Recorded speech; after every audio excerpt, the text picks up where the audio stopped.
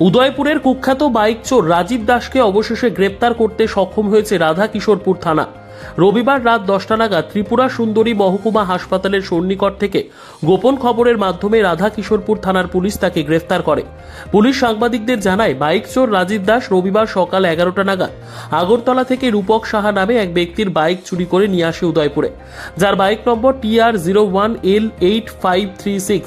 এই বাইকটি চুরি যাওয়ার পর বাইক মালিক রূপক সাহা আগরতলা পশ্চিম থানায় চুরির মামলা দায়ের করে, কিন্তু আগরতলার পশ্চিম থানার পুলিশ দিনভর খোঁজ করার পরেও বাইক উদ্ধার করতে পারেনি।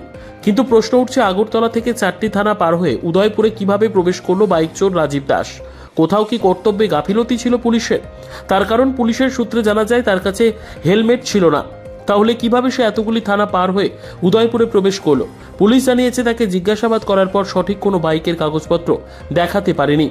এর আগেও বিভিন্ন মামলায় রাধা কিশোরপুর থানায় তার বিরুদ্ধে অভিযোগ রয়েছে।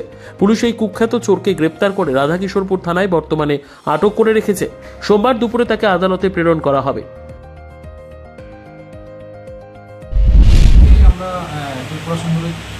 আমরা মোবাইল পার্টি যখন এখানে মুভমেন্ট ছিল, তখন একজন আমরা এলাকার কুখ্যাত চোর রাজীব দাস নামে একজন ব্যক্তি একটা বাইক নিয়ে যাইতে আসলো। তখন আমরা বাইক গাড়ি মোবাইল যে আসলো তারা দেখে দুদিন ধরে আমরা ওনাকে খুঁজতে আসলাম। যখন আটক করা হয়েছিল ওই জায়গাতে, যখন আটক করি ওনাকে আমরা জিজ্ঞাসাবাদ করলাম বাইকটা কোন জায়গা থেকে আনা হয়েছে কি আসলে। উনি আমরা কোনো ডিটেলস দিইনি। এরপরে আমরা মেশিন দ্বারা আমরা চেক করি, আমরা জানতে পাই এই বাইক নাকি একজন রূপক সাহার নামে আগরতলা বাড়ি নামে এই বাইকটা রেজিস্টার ছিল। বাইকের নাম্বারটা TR01L8536 সুপার স্প্লেন্ডার।